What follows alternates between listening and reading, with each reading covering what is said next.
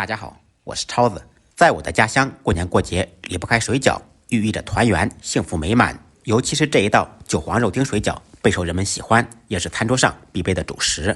今天我就把我们家乡的特色做法分享给大家，鲜香味美不出水，吃过的都说好。首先准备新鲜的韭黄，清洗干净。在这里需要注意一下，我们用的是韭黄，而不是蒜黄。韭黄、蒜黄长相差不多，但是价格和味道相差很大。先把韭黄清洗干净，控干水分，水分一定要彻底控干，然后用刀切成半厘米左右的小段，不用切得太碎。全部切好以后，放入大碗中，先放入一点芝麻香油。放香油不仅是为了增加香味，还可以防止出水。普通韭菜调馅时也可以这样操作，用筷子搅拌均匀备用。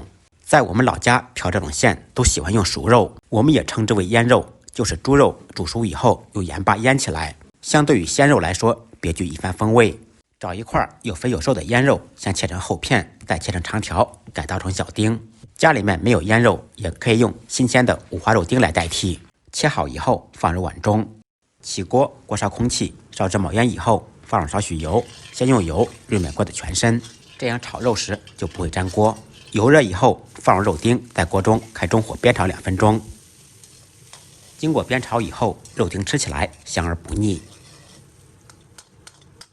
炒至肥肉出油以后，沿着锅边烹入料酒，去腥增香，少许一品鲜酱油提鲜提味。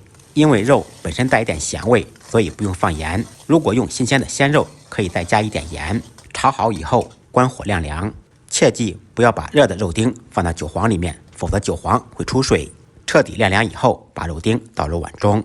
接下来开始调味，调味非常简单，只需要放入一点盐，少许松茸鲜代替鸡精、味精，增加鲜味。其他调料什么也不用放了，用筷子搅拌均匀，肉馅就调好了。这样调的韭菜馅鲜香味美不出水，原汁原味，非常好吃。